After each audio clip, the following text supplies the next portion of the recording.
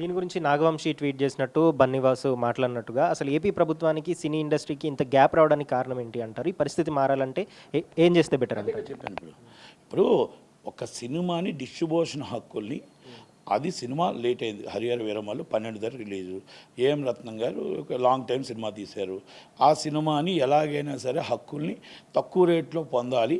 ఇలా మాకు ఇంకొకరికి మీరు హక్కులు ఇస్తే, ఇంకొకరికి ఎవరికైనా మీరు హక్కులు ఇస్తే మాకు ఇంతమంది మారబాలం, థియేటర్లన్నీ మా చేతిలో ఉన్నాయి కాబట్టి మీకు సినిమా వేయం అంటే ఇండైరెక్ట్ బ్లాక్మెయిల్. నువ్వు సినిమా కొనుక్కో, బయట వాళ్ళు కూడా స్వేచ్ఛ, ఎవరు ఎక్కువ రేట్ ఇస్తే వాళ్ళు కొనుక్కుంటారు. ఇప్పుడు ఆయనకి ఎక్కువ బడ్జెట్ అయింది, ఎక్కువ వడ్డీలు పడ్డాయి, దాన్ని ఎలా రిలీజ్ అవ్వాలి అనేది ఆలోచించుకోవాలి. అంతే తప్ప చేతనైతే పవన్ కళ్యాణ్ గారి కోసం హెల్ప్ చేయి, నువ్వు చెడగొట్టకు.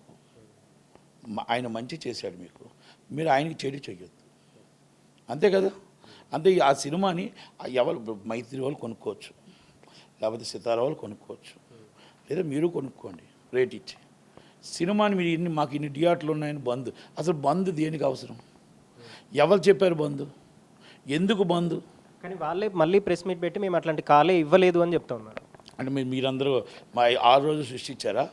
మీరు 6 రోజులు సృష్టిస్తే మరి కందులు దుర్గేష్ గారికి ఏమో కళ వచ్చిందో ఏంటి? పవన్ కళ్యాణ్ గారికి ఎందుకు సీరియస్ అయ్యారు? ఈ పెద్ద మనుషులు ఎటైనా మాట మారుస్తారు, పెద్ద మనుషులు ఎటైనా మాట మారుస్తారు. మన చంద్రబాబు నాయుడు గారు జైల్లో ఉన్నప్పుడు ఆయన ఎవరో చంద్రబాబు నాయుడు, ఆయనకేం సంబంధం అన్న ఈ సురేష్ బాబే. అదే ప్రచార కమిటీ చైర్మన్, వాళ్ళ ఫాదర్ 2 సార్లు ఎంపీ ఉన్నాడు అదే పార్టీ నుంచి.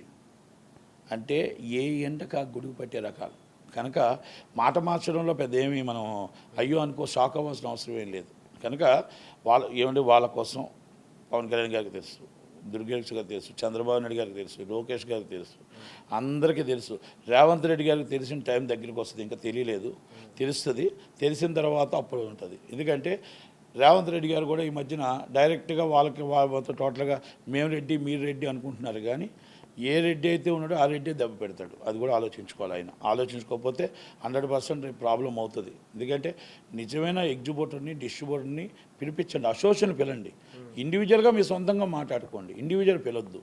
ఇందాక పవన్ కళ్యాణ్ గారు రాసినట్టు ఇండివిజువాలిటీ వద్దు, సంఘం నుంచి పిలండి. సంఘం అనేది అది ఒక రికగ్నైజ్డ్ బాడీ కనుక వాళ్ళు పిలండి.